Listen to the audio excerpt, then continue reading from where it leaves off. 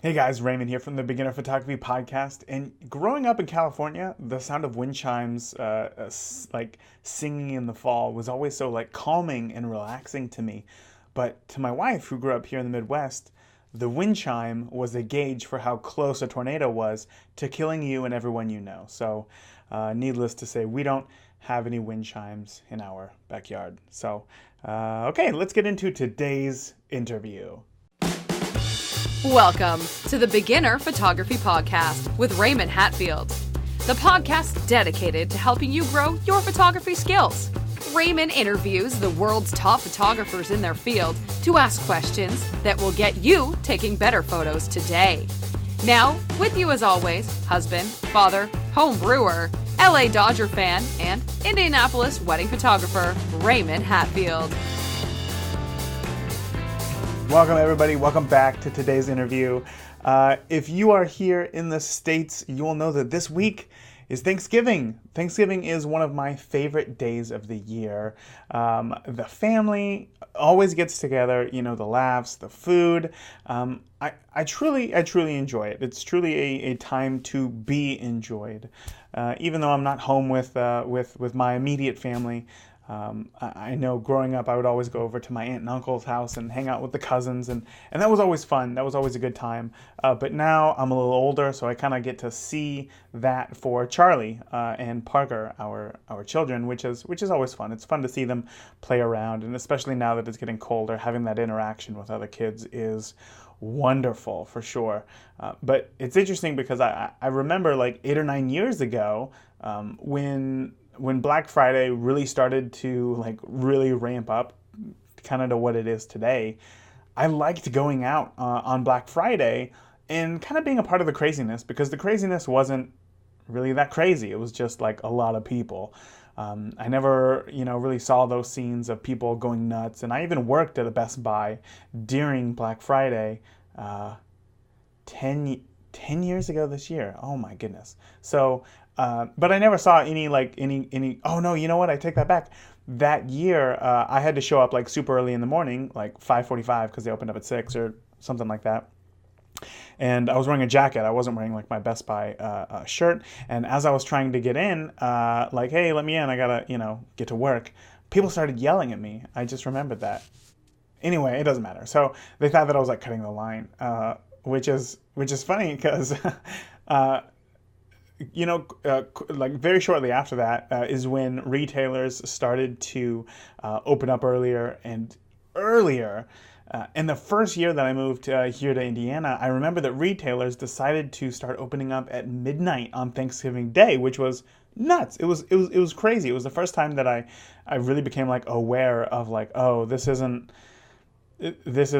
become like so like commercial and like very like retail profit driven, that they're just gonna squeeze out every single last time. Like it wasn't even about the spirit of the holidays at all. It was purely anyway.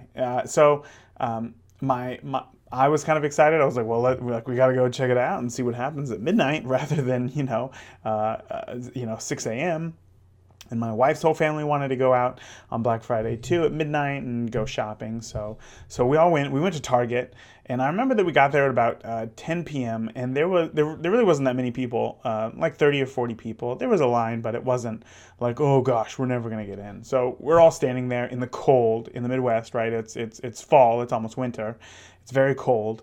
We're standing there for hours, and everything's fine. We're all talking. We're all joking, having a good time.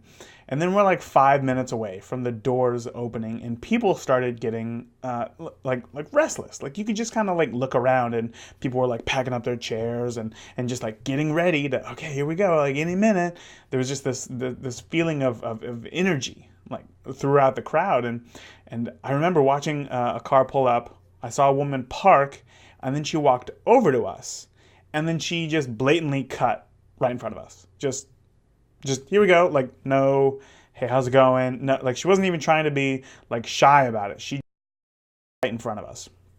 And this did not sit well with us, right? Especially with my wife's family. And they asked her like, hey, you just cut in front of us. We've been here for hours. Can you please, go back to back of the line. And this woman turns around and proceeds to yell at us, like scream at us, telling us to mind our own business. And she's freaking out, right? It was absolutely crazy. And at this point, people started looking over at us, like, what's going on? Some other people started to like gather around. And I think at that point she felt like she was like caged in, and she started to freak out. And she grabbed my camera, which I had like around my neck. I was taking pictures of, like Thanksgiving and like the family festivities and stuff. And since we didn't go home after the festivities, we just went straight to Target. I still had my camera and it was hanging around my neck. So she goes to grab my camera. And now I'm involved, right? I was trying to stay out of this whole thing, but I'm right here in the front. She tries to grab my camera. I'm not sure if she was trying to take it or like deflect, like the situation. I'm not sure what was going on, but she grabbed my camera like right on the lens. And my first thought was like, oh no, if she grabs it too hard, it's going to bend like the mount. This is going to be terrible. So obviously I'm involved here. And so I like grab the camera by the base of the lens, and I like get my fingers and I'm trying to like wiggle her fingers off of the front of the lens so that, I can, break her grip on it. And then my wife comes to help in. And now there's people yelling and it's going crazy because suddenly there's like a skirmish, right? And then the woman lets go of the camera and punches my wife right in the face. Right in the face. Luckily, this wasn't like, a good, connection, but she like, that was the full intent, was to, I don't know, knock my wife out or something. My wife kind of like ducked out of the way and it kind of grazed her, but it's still like, it got her like right in the cheek, right? So now things are on a whole nother level here. Like, this is no joke. This isn't like, hey, you just cut in line. This is assault. And other people around us start yelling for the cops because, of course, there's like crowd control, it's Black Friday. And at that exact moment, the doors to Target open up and everybody rushes in. The cop, who's like on his way running over, he asks us what happened. We explain the entire situation and he looks at us and says, well, you got two options. You can either press charges on the woman, who's obviously inside the store by now, or you can just forget about it and just go shopping. And it was at that moment that I decided, I was like, I don't care how good of a deal something is, it is not worth it's just not worth it to me anymore to go out on Black Friday to go shopping.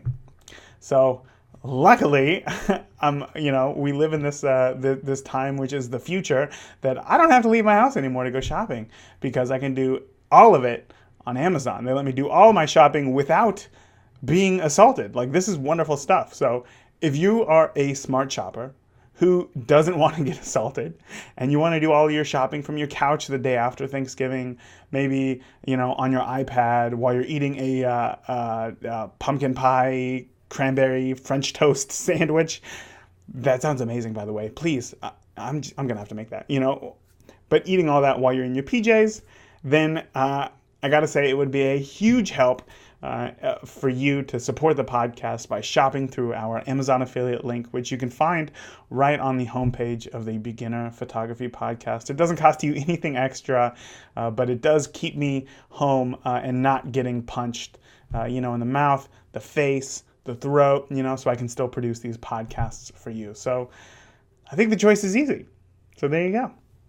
Today's guest, what a segue. Today's guest is Rosemary Watson, and I'm really excited about this interview because we chat a lot about stock photography. And this isn't something that I've talked to a few stock photographers before, but I think Rosemary's take is entirely different than just about everybody else. So this is one that I know a lot of you are going to get some great information out of. And if you're a premium member, you're going to get even more information. You're going to hear extras like how to quickly make money while shooting stock photography, where to get ideas of, new stock images to shoot, and how to do your market research to find out exactly what will sell, and whether or not you should focus on one form of stock photography or be as broad as possible. This is a great interview. So we're going to get into it right now, my interview with Rosemary Watson. Today's guest is Rosemary Watson, a photographer who has found a way to live a life that makes her happy all through stock photography. So today I'm super excited to learn what it takes to get started and be set up for success. Rosemary, thanks so much for coming on the podcast. Hi, thank you so much for having me. I'm so excited to be here. Good, good. I know that we just had a few minutes of pre-show talk, and I didn't ask, but I'd like to know now, do you like to go by Rosemary or Rose, or is there anything else that you... Anything you want. Yep. Rosemary, Okay. Rose, whatever. Rosie. You can call me whatever you want. Really? Do you get Rosie a lot? Do people All call the you time. Rosie? My family Really? does. Yeah. That's like a total okay. family growing up sisters thing. Yeah. That makes sense. That makes sense. I was thinking if it was just like a random guy on the street just decides to give you a nickname, that's kind of weird. Sometimes. Yeah. Sometimes weird things happen. You don't even know. Oh my gosh, that's so strange. I think the weirdest name that I get called is whenever I go to Starbucks and they ask me for my name and I say Raymond, they always say Brandon. Great. And then I don't know if that's like my fault or I don't know. Anyway, I want to know about you. I want to get started in this. I want to know first and foremost, before we even get into you, like what is stock photography? Yeah. Oh my gosh. Okay. So stock photography has been around for actually a really long time. Before I even got into it, I felt like more of a corporate thing. It was definitely more of like people taking pictures of like, I don't know, very corporate situations that big companies would use. So someone like Microsoft needs photos for their website, and it's a lot of things that are very general, right? It's like, kids playing ball in a park or a dog running for whatever it is. A hotel might need something for their website. And so it's, again, very general, nothing very specific. And so there were some sites that had it back then, which was, I don't even know, maybe 10 years ago, let's say. Mm-hmm. It would be very corporate and commercial. And it wasn't until someone, Shay Cochrane, whatever, however you say her name, she was the first person I ever saw doing something different and doing something more styled, where it felt more just like lifestyle, more personal, more something that an everyday person would need. And so I was seeing, as a photographer, I started out doing portrait photography, really focused on senior portraits, really focused then on like glamour portraiture. So taking moms, making them look like models for the day, getting gorgeous photos of them, and then bringing in their families, the whole Sue Bryce methodology of that. Yes. I did that for a really long time and I loved it. But I started realizing that I needed more content. And so as I was writing blog posts and doing these things, I needed photos.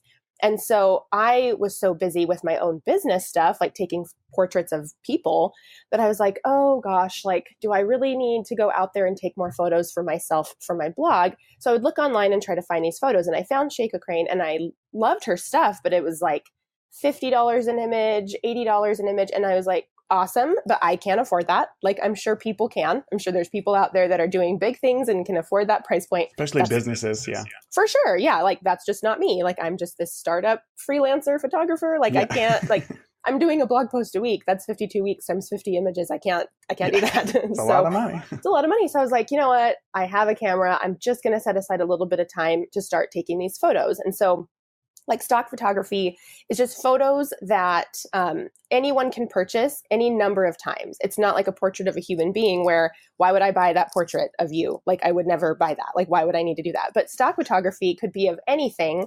And it's something that multiple people can purchase and you can make money off of forever, for the rest of your life. As long as those photos are valid and you still like them and it still serves your audience, you could sell them forever. And so styled stock, I feel like, is just a little bit different. It's something that you're actually taking control of and styling the setup and then taking a photo of that. It's not just like going out into the desert and taking a picture of a cactus and then selling that. You can do that. Styled stock to me is more like you are controlling the environment. You're styling it to a certain aesthetic. You're taking a photo and it's really like niche down to one specific audience. So that's where I saw it. My need was totally personal. I was like, cool. I took these photos from my blog. They're great. People like me probably need this same thing. So I'm going to just find a platform. Creative Market was there. And I started using it to sell my photos that I took for my own blog, but to the public. That's what styled stock is. Yeah. Styled stock. Okay. That's a term that maybe I just didn't dig deep enough, but that's exactly what I was looking for, because I could tell when looking online that there's definitely a difference. Yeah, different styles of stock photography. Styled stock. Okay, I'm going to have to remember that for the rest of these questions. Perfect. Yeah. And I myself have purchased tons of stock photography since then. Like I might need for a client, they might need like a landscape of Phoenix. Like I built a website for a realtor. I don't have a drone. Like I'm not going to go do that, So I had to go online and find a stock photo of the Arizona landscape. Cool. That just brought up an interesting question that we'll have to get to here in a bit. Yeah. But you talked a little bit there about how you were already shooting like portraits and stuff. Yes. Let's take one step back from that. How did you get your start in photography? So I started out being kind of like the brand manager of my mother-in-law's furniture store, and she had purchased a digital camera for just taking photos of the store. It was like one of the earliest Rebels, Canon Rebel, super not fancy. She gave it to me to take photos of her, products for the store. And then I just took it home and I started taking pictures of my kids, taking pictures of just all the different things that I could find. And my mother asked me, like, can you take senior pictures of, your sisters? Because my sisters were all starting to graduate. And I said, sure, I'll do that. So I did them. And then I had their friends ask me. So it just kind of snowballed more and more. And I really loved it. And she's one of my clients, a furniture store. Now that my business has kind of morphed into more production, like a full production company instead of just photography, and I focus on businesses more, I still had a huge start doing the senior portraits. And then of course I did all the things, right? I did babies, I did weddings, I've done birth photography, gone in when people were giving birth, I've done all of the things. And so it's just, I feel like for photographers, we're so good at this where we'll do anything. And then it really will direct us. The clarity comes from doing the things, right? We find what we love. We find what clicks. We find what's the least stressful. I loved weddings, but it was so high stress for me that I was like, I just can't do this anymore. It's just, I'm having a panic attack all day, every day. Oh man, that's so interesting to hear. I love that. Yeah. I always love, that's why I love this podcast, because it's so many different views of how something is. Because for me, the idea of stock photography is is this in the right place? Should this be a different camera angle? There's so many more variables, it seems like. For me, then whereas weddings, it's well, I know there's going to be a kiss. I know they're going to get ready. I know that there's going to be some dancing. It doesn't seem very high stress to me, but we're kind of the opposite there. I love that. I love that. So for me, I'm also more of an introvert. And so those days, being in front of human beings and just having to talk all day and giving direction, it was literally just draining me dry. And so I just realized on the days where I was doing styled stock, it was so peaceful. I was by myself. I was able to gather whatever the props I needed. So if the theme was baking for the day, I would go to Target. I would grab all of the, measuring cups that were gold. I would grab some flour at Trader Joe's. I would get cookies at a bakery and I would set it all up and I'd have music playing. I was like, this is the life. I'm not dealing with clients. I'm not dealing with anyone. And I love my clients and I still am service based. And I have friends, my friend Jenna at Twiggy Post, she is not a service based business. She's purely digital product.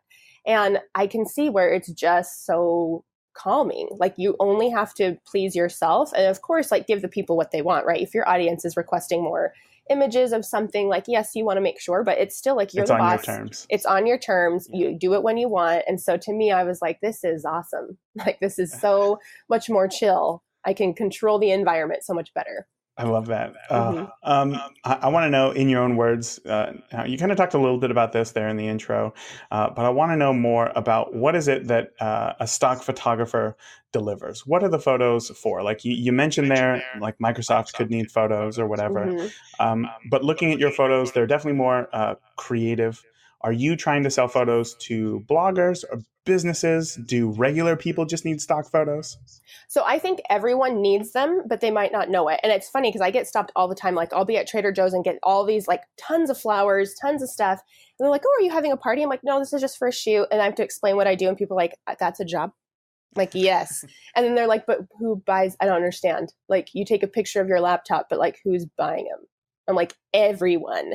Because if you are a human being that creates content, if you are someone who is trying to sell something, and if you're not, if you're just trying to be a storyteller and talk about yourself online, if you use Instagram, if you use Facebook, if you create ebooks, everyone needs photos for all of these things. And taking selfies of your face every time is not going to really convert that well after a certain amount of time.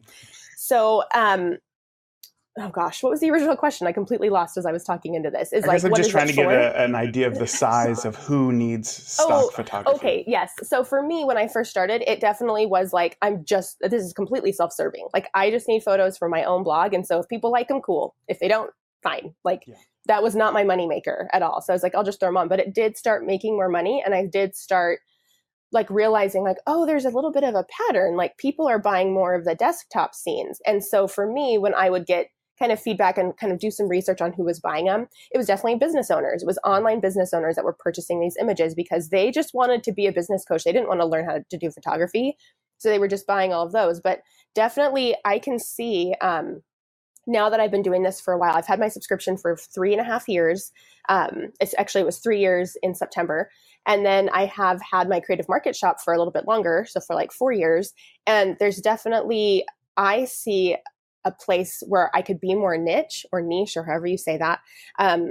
And you can just serve people a little bit better than being so broad, because so many people started doing it. And that's great. Like, I think there's space for every human in the world to do stock photography, because there's so many viewpoints. Like, just like you love weddings and I don't, you could do stock photos for wedding people. Like, your whole thing could be like, I'm just going to do bouquets, I'm going to do vendors, I'm going to do whatever, sell them online. And like a florist could buy those, even though they're not her flowers. She could use them on her website because it kind of articulates what she does, or she could put them on Instagram, or she could put them on Facebook. So I think everyone should do it. But I think that now that so many people do it, it's so much harder to kind of stand out in your industry. So if you do focus on one thing, like, I'm going to be a stock photographer for hairstylists. So what am I going to create, and what's the shop I'm going to build, and what's the audience I'm going to speak to in my content? The more focused in you can be, I think it's going to be easier for you, instead of just trying to get photos of everything and just hoping someone buys them, which is what I did when I started out.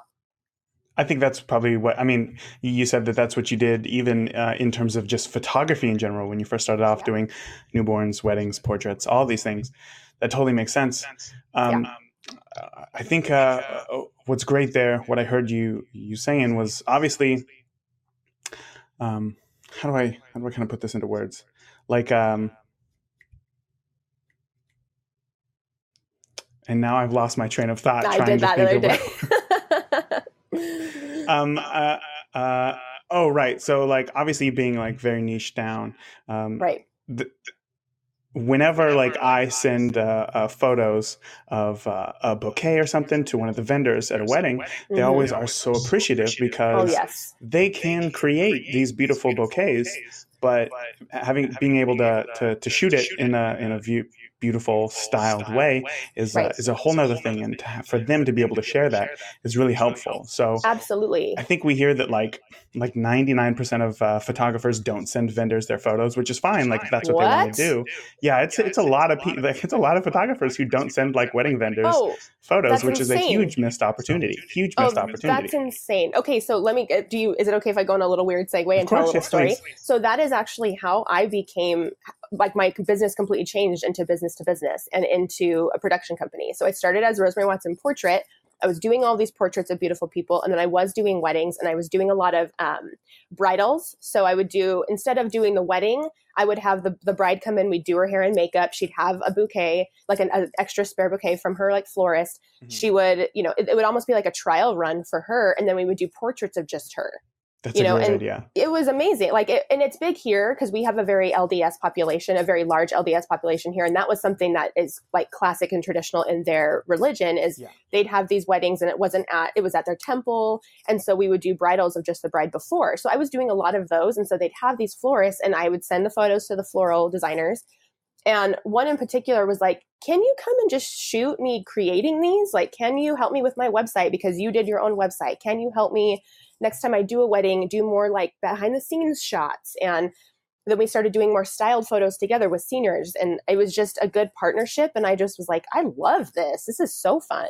Like, helping these other business owners do these things. And like, yeah, of course the models or the brides or the seniors got these portraits and they were awesome. I just was like, I'm making so much more money on the back end of this shoot with this business owner, because people are so much more willing to spend money on a business than they are for themselves. I think even moms spending money on their daughters, like, yeah, they'll spend more money. But when you try to get a mom to buy like a huge portrait of herself, it's much a harder sell for me than to tell this business owner, hey, let's get together. Let's shoot a bunch of photos. I'll help you put them on your website. I'll show you what to do on Instagram with them. I'll help you put them on your Facebook header, and you'll be good to go. They would pay me way more money than this mom or this woman who just taking photos of herself. And so I was like, I think this is something that I want to pursue more and do more of. And it just kept coming. And that's how my whole business transitioned from portraiture to business, like completely focused on business photography. And then I shifted and just I have a production company. So I produce all kinds of content and a whole bunch of different things for people that own businesses.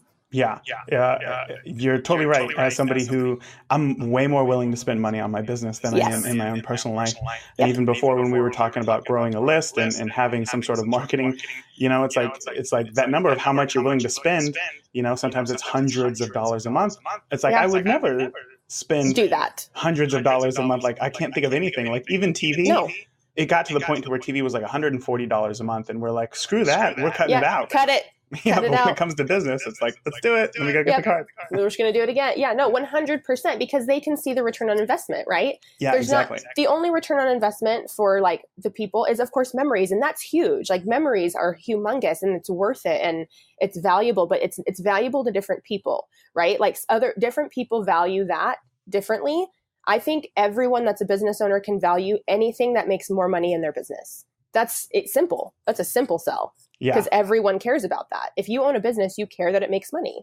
Everybody wants it to be successful. Everyone wants it to be successful. There's not some people that are like, well, yeah, I mean, I do want more money, but not that much. It's like, no. They all want money. Like they all want it. And so if you can give them something that they can see concretely, like helps them and saves them time, saves them headaches, saves them training they have to do themselves on their own camera, and will make them more money in their business because it elevates their brand and they're using it in their marketing, 100% it was so easy to sell that. Absolutely. I could totally see that. So you must have seen like a lot of stock photos, either from when you first started. I'm sure that if you look back at some of your photos, like we all do, we kind of cringe inside a little bit. And now when you look at the stock photos from other beginners or amateurs, I guess, what's the one thing or what's the telltale sign of like an amateur stock photo?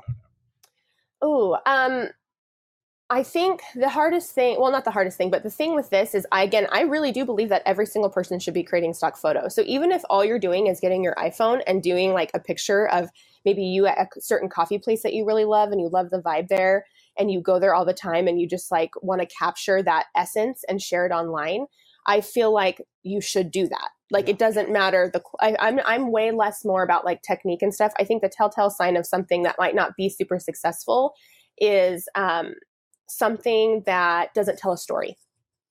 So if it's something that's going to tell a story, you have to think of the end user when you're doing this, right? Again, I didn't. I was like, I need this for me, but it still told a story because I needed it for my own content. So I wasn't thinking about someone who was purchasing my photos necessarily, but I definitely was thinking about someone reading my blog. So if you're thinking about the people that are going to be looking at this, what is the emotion that you're trying to engage with these people? Because emotions change thoughts and then thoughts change actions. So if it is something that, let's say you're trying to tell a story of someone who needs help, you're working with a business coach, or you're like, I want to shoot something for business coaches. And the people that they're trying to help, they have this problem and they're trying to get to this solution. What can I take photos of that's going to help them convey that message? So thinking about the messaging is the one big thing that professionals do. At least I do. And I know the other people that I've talked to, they do this, is they're like, what is the story we can create with our visuals for the people that are buying these things? Yeah. Oh, it's like a game changer right there. That's like when you really huge. Think about that and frame your photos around that can really change everything. That's so great. And you can tell that just such a rich story with it, right? Yeah. So if you were like, I need mock-ups of iPhones, and you lay them down on just like a white table, I have a white table right here, and I just took a picture of only that. That's not telling any sort of story. It's very utilitarian, right? Like people might buy it for sure, but it's not helping anyone really convey their story. But if you were to just do simple things like, okay, what is this person trying to do? Who is this person?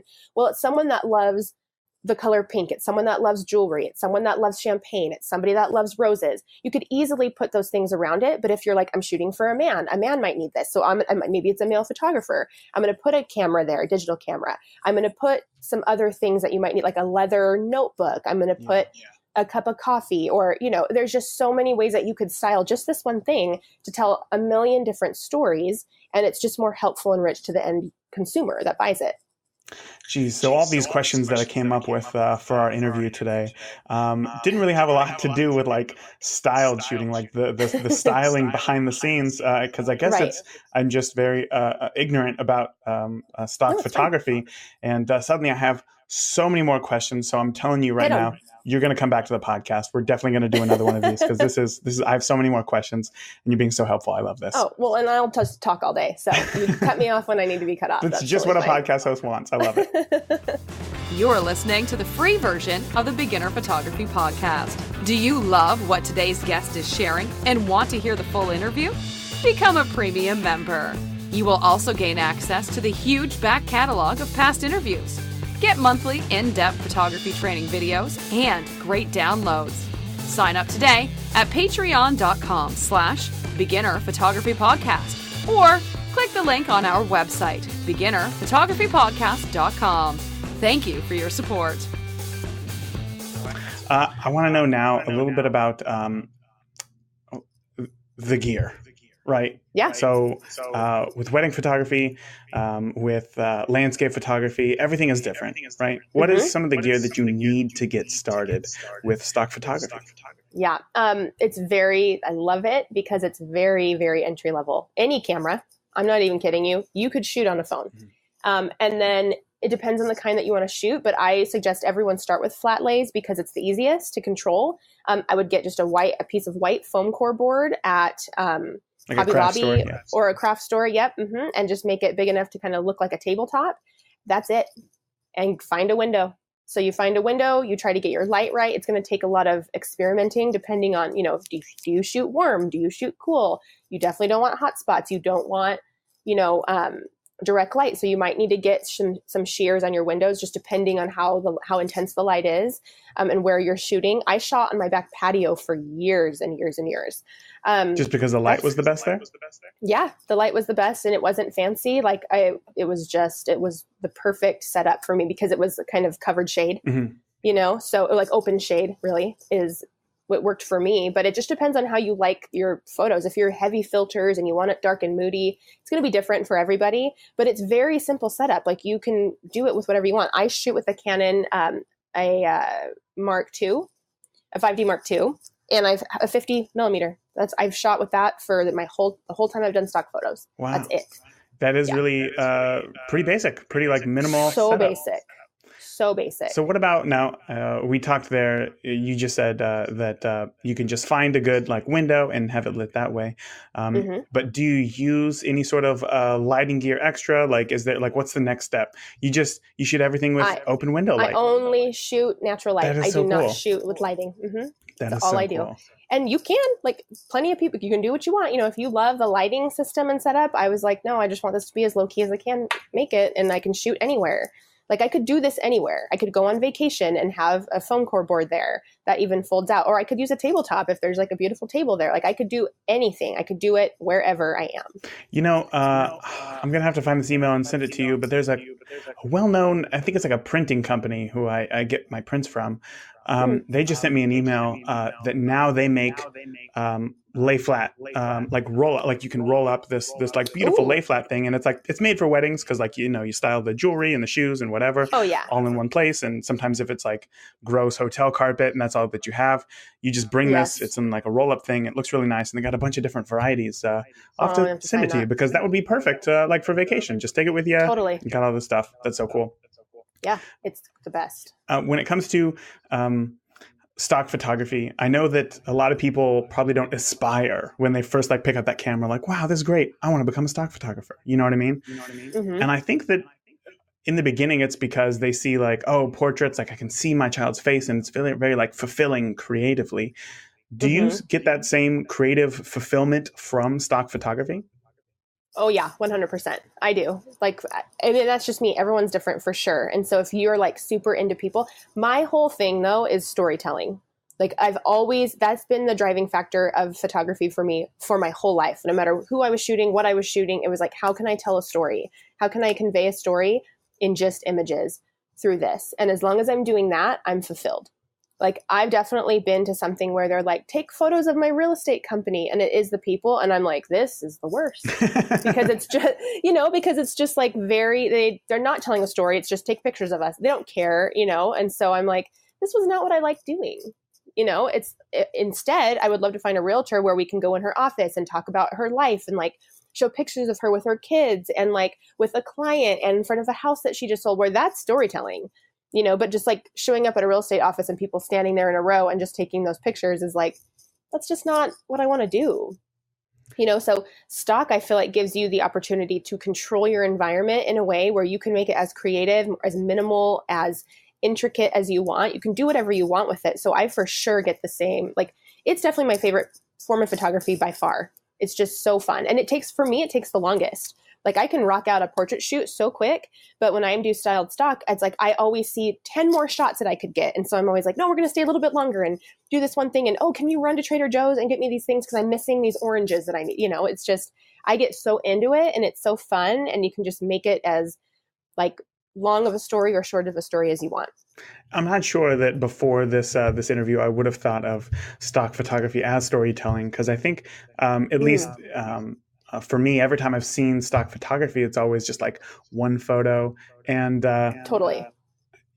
I guess sometimes like you can tell the story like within that stock photo, because sometimes there's like extra emotion, right? Yeah. But the way that the way that you're describing it, the way that you have even changed your business just to package photos together to be able to tell a better story is wonderful. It's really cool to hear, because like I said, I think you would traditionally think of storytelling as like with people and not like paper clips, a rose, and a computer keyboard. But clearly like you're doing it and you found that. And I just want to, tip my hat to you, because that's cool that you found this and that you've made it your own, for sure. Yeah, it's the best. If you had to do it all over again, like from the beginning, you had to start today, picking up that camera for the first time, to get to where you are today, is there anything that you would have done different to get here faster?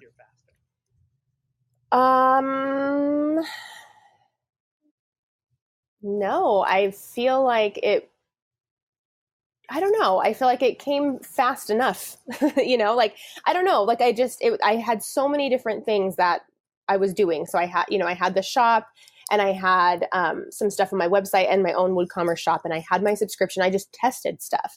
Like I'm a tester. So I'm going to try it for a while. If it doesn't seem like it's working, let's try something different. Let's make shifts. And I would just encourage people to just freaking start. Like I started right away because I'm just a fast starter and tester, like I said, but not everybody's like that. And so I think that the only reason I am where I am and I got to be to this place is because I tried different things. So the one thing that I might have changed was maybe dedicate more time to customer service. So for me, like I said before, it was very self-fulfilling. Like it was stuff that I needed, and I put it on the shop, and I was like, if people buy it, But I wish I maybe would have taken more time to engage with those customers a little bit more and been like, thank you so much. What else can I create for you? Or even get in touch with them more and be like, hey, I don't know if you saw this, but I thought because you bought this might work better for you. Just maybe starting that client like care a little bit earlier and more intentionally. That's what I would focus on the humans that are buying your stuff a little bit more, for sure. Do a little bit more of that market research, because ultimately they're the people buying your work. Yeah. Well, and just treating them like humans, right? Like a lot of us think so much of the numbers. So just our Instagram followers or our number of sales or, and we're like, this is awesome. They're giving us money, but like they're human beings at the end of this. Right. And so just treating them like humans, and like you would any person that's walking up and buying something new, if it was in your hand, you would engage with them. You would thank them. If you saw them on the street, you would remember them and talk to them. And digitally, we lose that. And so I would just like to get to a place where we're doing the same things. We're showing up similarly as we would in real life. I just when you said that, you gave me a really good idea that I'd love to share with you after we get off this. Yeah. Because I think. Anyway, okay. Well, we'll get into that here in just a second.